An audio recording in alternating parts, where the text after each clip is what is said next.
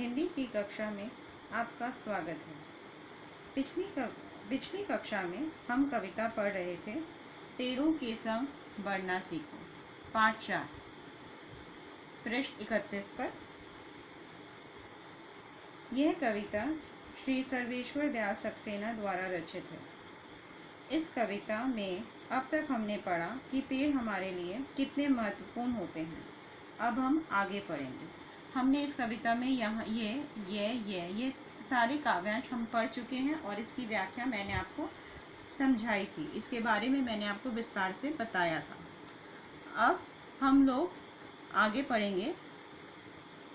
एक एक पत्ती पर हम सबके सपने सोते हैं। इस पंक्ति में कवि कहना चाहते हैं कि पेड़ों की हर एक पत्ती में जान है, पेड़ों के हर पत्ते में जान है, शाखाओं में जान है, हर एक उनका अपना एक अस्तित्व है। शाखाएं कटने पर वे भोले शिशुओं सा रोते हैं, और अगर पेड़ों की शाखाएं कटें, पेड़ों में से फूल अगर हम तोड़ें, पेड़ों के अगर हम पत्ते तोड़ें तो वे उनको भी दर्द होता है। पेड़ों में भी प्राण है, वह भी दर्द महसूस करते हैं और वह इस प्रकार रोते हैं जैसे छोटे बच्चे रोते हैं अगर उन्हें चोट लग जाए। तो जिस प्रकार छोटे बच्चे यानी कि शिशुओं से रोते हैं, ठीक उसी प्रकार पेड़ भी रोते हैं। पेड़ों के संग बढ़ना सीखो, पेड़ों के संग खिलना सीखो। कवि कहते हैं कि हमें पेड़ों की भांति बढ़ना चाहिए, बिना किसी को तकलीफ दिए, बिना किसी को कठिनाई दिए, परेशानी दिए हमें बढ़ते रहना चाहिए। जिस प्रकार पेड़ों से हम कितना कुछ लेते हैं, पेड़ों से हम फल लेते हैं, छाया लेते हैं और शुद्ध वायु ग्रहण करते हैं, परंतु पेड़ बदले में हमसे कुछ नहीं मांगते। ठीक उसी प्रकार हमें भी अपना अस्तित्व, अपना व्यवहार वैसा रखना चाहिए कि हमें विनम्र होना चाहिए, पेड़ों की भांति परोपकारी होना चाहिए और हमें देने का भाव रखना चाहिए। उसी तरह पेड़ों के संग हमें खिलना चाहिए। बच्चों को भी पेड़ों की भांति, जिस प्रकार पौधे जब छोटे होते हैं तो किस प्रकार होते हैं और जैसे जैसे वो बढ़ते हैं वो खिल जाते हैं, ठीक बच्चों को भी उसी पेड़ों की तरह खिलना चाहिए। पेड़ों के संग इतराना, पेड़ों के संग हिलना और पेड़ों के संग ही हमें उसी तरह इतराना चाहिए और पेड़ों की भांति हिलना चाहिए। इस काव्यांश में कवि कहना चाहते हैं कि पेड़ों वनस्पतियों की एक एक पत्ती हमारे लिए मूल्यवान है, क्योंकि वह हमारे सपनों को आधार देते हैं।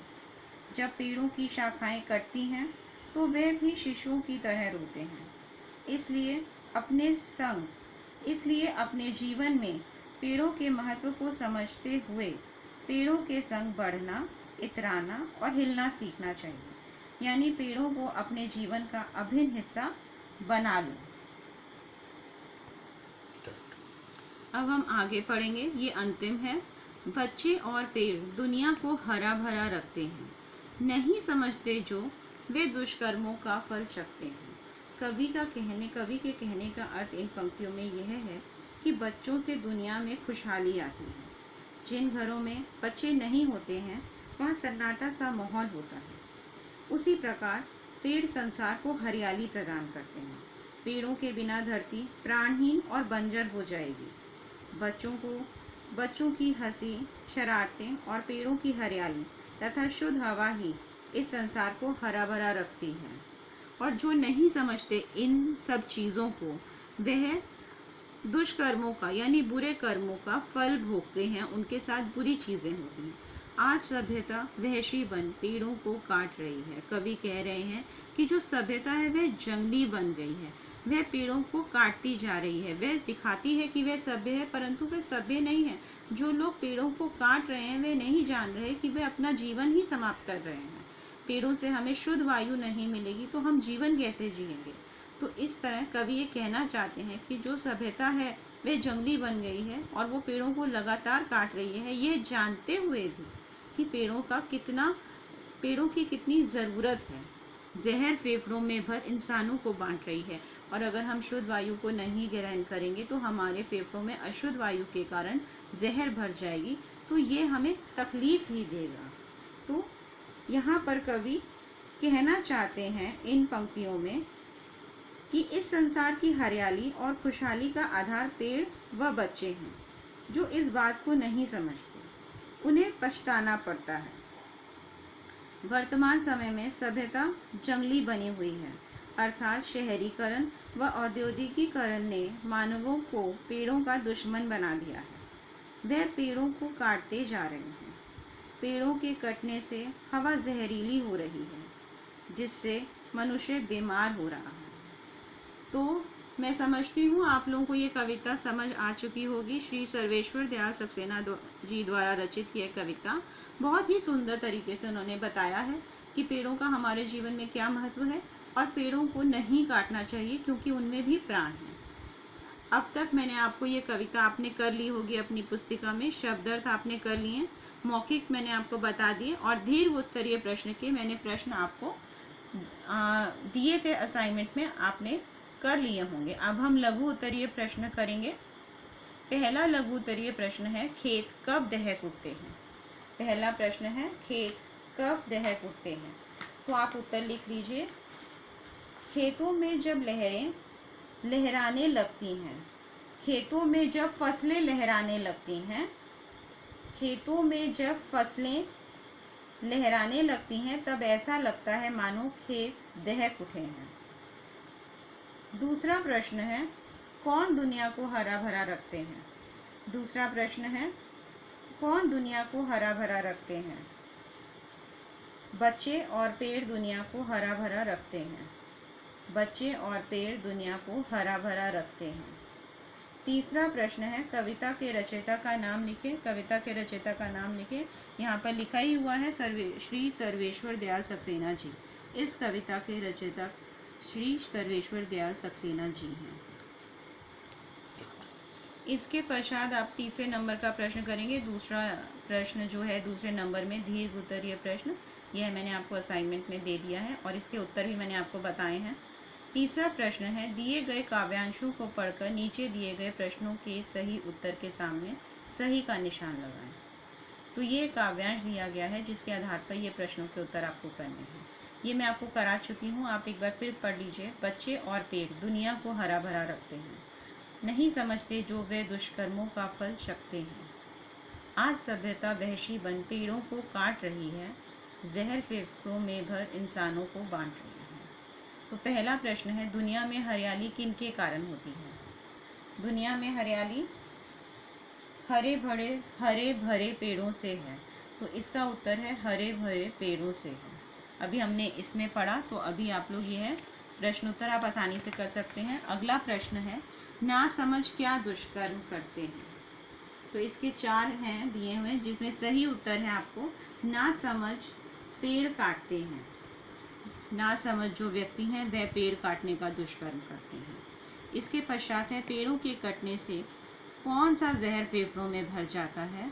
तो इसका सही उत्तर है कार्बन डाइऑक्साइड, यानी कि जो अशुद्ध वायु है वो कार्बन डाइऑक्साइड है, जो शुद्ध वायु है वो ऑक्सीजन है।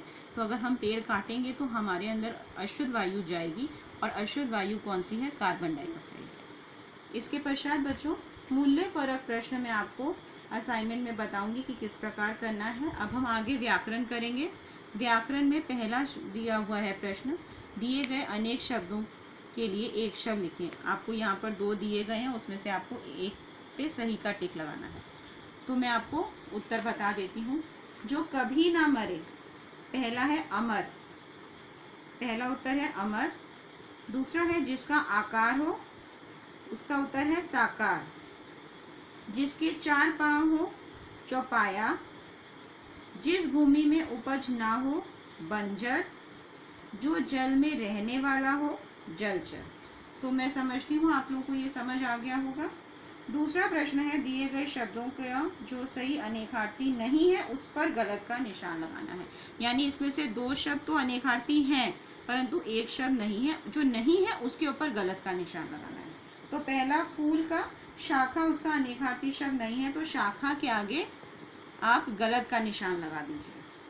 फिर फल, फल का अनेकार्थी शब्द फैलाना नहीं है, यहाँ दूसरे नंबर में यहाँ पर आप गलत का निशान लगाएंगे। फिर है मत, मत का अर्थ माथा नहीं होता, माथा पे यहाँ काट दीजिए। और सहन, सहन का अर्थ जलना नहीं होता, इसको आप काट देंगे। इसके पश्चात हम लोग तीसरा प्रश्न करेंगे, दिए गए विशेषणों से पहले सही विशेषण लगाएं। तो विशेषण और विशेष्य के बारे में आपको लिखना है। विशेषण दिया गया है, आपको विशेष्य यहाँ पर दिए गए विशेषों से पहले विशेषण आपको लगाने हैं, विशेष्य दिया गया है। तो जो विशेष्य ऊपर दिया गया है इसी को देखकर आपको यहाँ पर एक स्थान भरने हैं।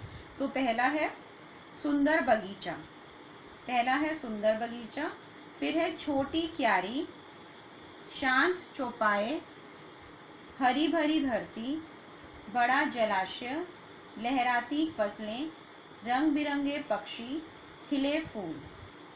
चौथा प्रश्न है, अब आप इसी प्रकार के कुछ संज्ञा मंजूषा से चुनकर लिखें। अब कुछ शब्द हमने यहाँ पर लिखने हैं मंजूषा से निकाल के। सूरज सा लाल, सूरज सा लाल। इसके बाद है जहर सा कड़वा, सागर सा गहरा, आसमान सा ऊंचा, धरती सा विशाल, फूल सा सुंदर, पेड़ों सा विनम्र, शिशु सा कोमल। तो यहाँ तक मैंने आपको समझा दिया आपको किस प्रकार से प्रश्न उत्तर करने हैं और व्याकरण भाग। अब वर्णों की दुनिया मैंने ये आपको समझा दी थी, आप वर्ण विच्छेद स्वयं से करेंगे। आज की कक्षा यहीं समाप्त होती है। धन्यवाद।